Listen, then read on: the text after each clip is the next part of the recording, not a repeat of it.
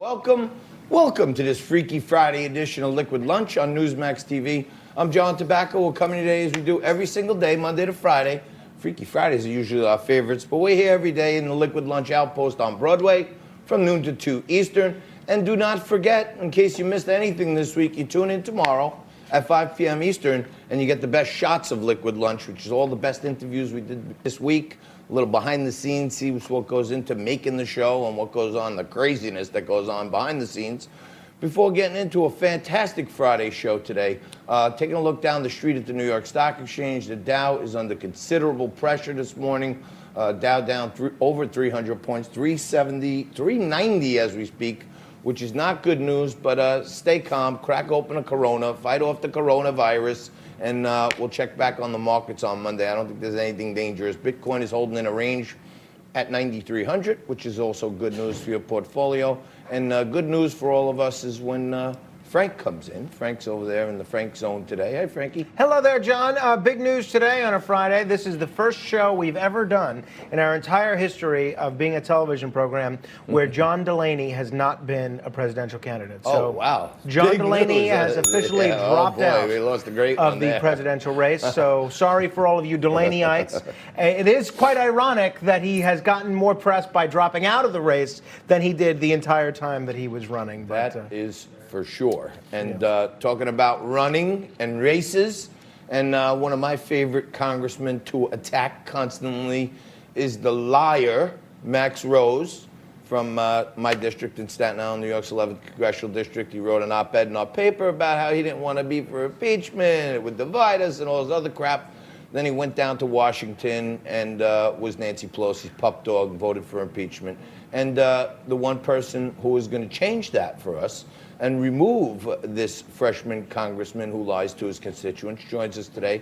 Nicole Malliotakis joins us. She's currently a New York State Assembly person, but she is the Republican candidate endorsed by, the boss himself, Donald Trump, to take out Max Rose. Nicole, thanks for joining us today. It's great to be with you. Thank you. We always love it when you're here, and when you're here or not, I am constantly beating the drum to get rid of this guy, Max Rose. And came into Staten Island like an interloper, talking about his military service, which I give him credit for. But other than that, he said he was going to be a moderate. He wasn't going to be Nancy Pelosi's this, that, and the other thing. He turned out to be exactly that. And I think you're the exact right person to take him out. What's happening here?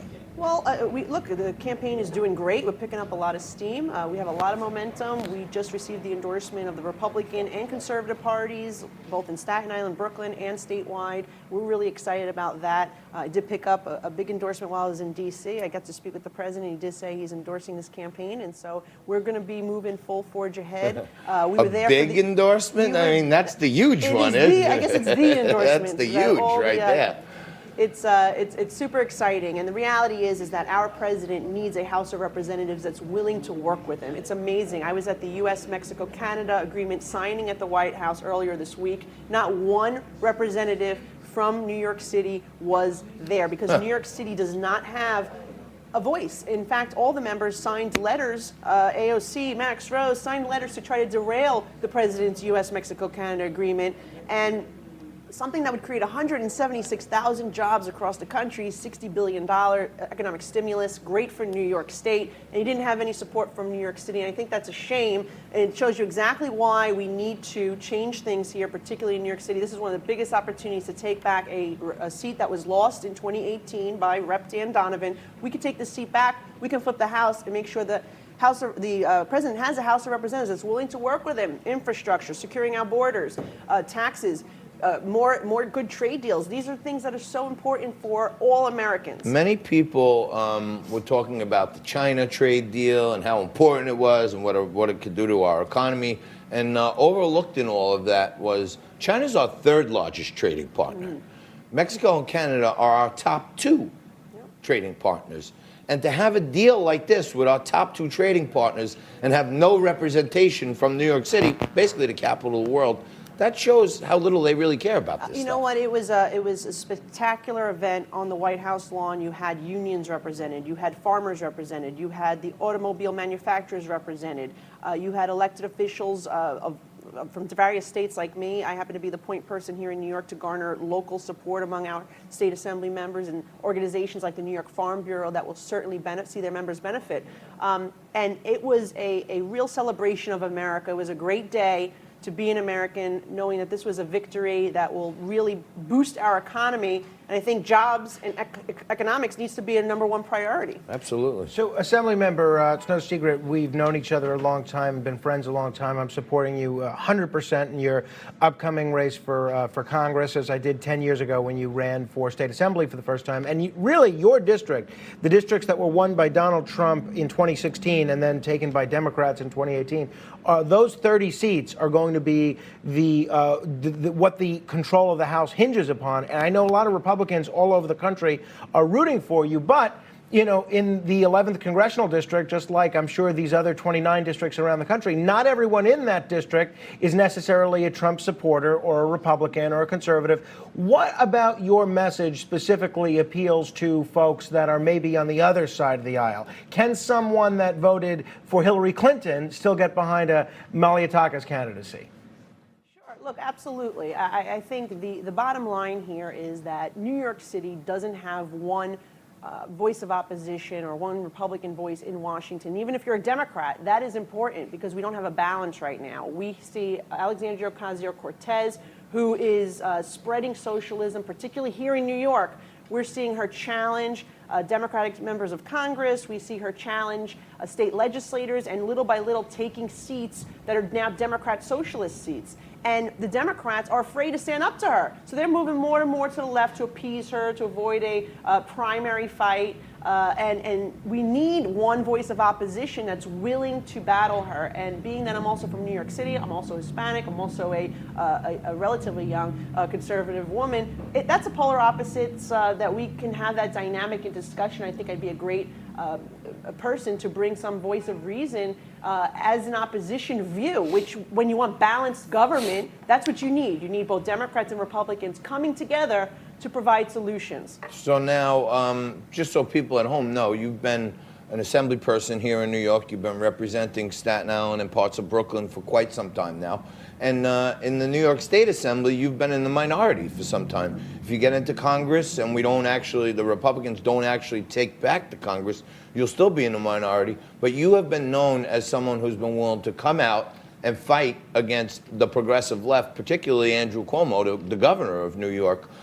You may have to continue that fight if we don't take back the House. Well, look, the minority plays a very important role. That is to be the person that holds accountability, the person that is the voice of opposition. And we've had some successes in the minority. Look, just 3 years ago today, I actually was taking Mayor de Blasio to task at a budget hearing in Albany over sanctuary cities. And we told him, why are you protecting people who are committing some serious crimes, like sex crimes, like sex abuse, human trafficking? Why are we doing that? And since then, he has added those sex crimes to the list of crimes in which New York City will comply with detainer requests. Additionally, on the last day of session in Albany, when Democrats tried to sneak legislation that would automatically register individuals who applied for a driver's license here in New York, including those who are not eligible, non-citizens and illegal immigrants, I was the one who sounded the alarm. The bill was pulled on the last day of session because that would have led to some, undermining the integrity of our election system. Now we're taking on the bail reform fight. We've been able to bring it to the forefront. My conference has introduced legislation to fix the bail reform, and that's important nationally because what they're doing in New York. Now Bernie Sanders and Max Rose and AOC have said that they support bail reform. They could potentially do it on the federal level. So these are fights that are super important. If you don't have someone in the opposition, in the minority, that is pushing back and exposing this, you just basically get run over with bad policies. We don't win every battle, but we always fight. Assembly Member, we're watching what's happening in Washington, and today this impeachment trial is probably going to wrap up tonight without calling witnesses, as a lot of the Democrats have been angling for. A lot of people were surprised by Congressman Max Rose voting in favor of impeachment just after writing an op-ed saying how that would be too divisive and we shouldn't pursue impeachment. Politically, how much of an issue do you expect to make impeachment in this campaign? it's a major issue that people are concerned about. I would say that majority of the people in this district are opposed to the impeachment, perhaps now even more so than ever, considering what a sham it became. It was a political, partisan attempt to remove a duly elected president. And so I do believe it is an issue, because Max Rose ran as a moderate, said he wasn't going to support impeachment, turned around, did it, said he wasn't going to support Nancy Pelosi, votes with her 98% of the time. And it's going to be an issue because, this is about upholding the Constitution. And if you listen to Alan Dershowitz's speech, and if you didn't, you should watch it, because he made the best point out of anybody, which is, this impeachment was unconstitutional and not according to what the founding fathers had intended when they put this into effect. So, I'm sorry, Nicole. I like when he rattled off like 40 names of people who have all been, over the course of time, all presidents, who've been accused of abuse of power. One in particular he was talking about on the Louisiana Purchase.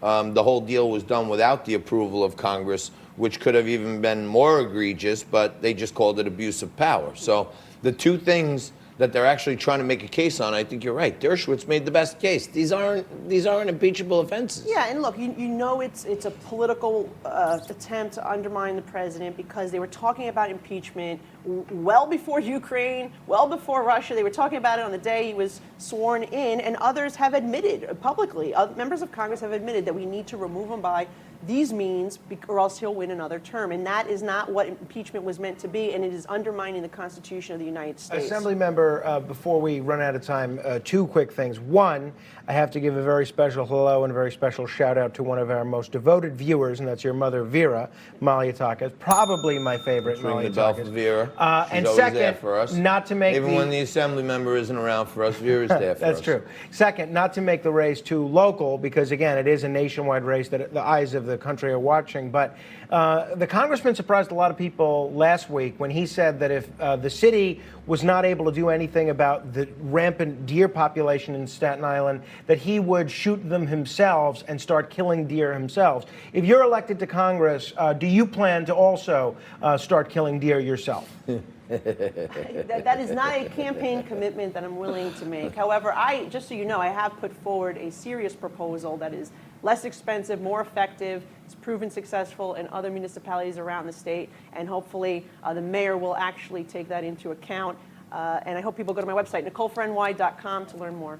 So please go check out Nicole for NY to learn more, NicoleForNY.com. And we need more Republicans in the House of Representatives, or at least we need people who will work and support our president in the great things he's doing. I can tell you this, I know Nicole for a long time. She will be fighting for us, unlike the current occupant of that congressional seat, Max Rose, who's Nancy Pelosi's little lapdog.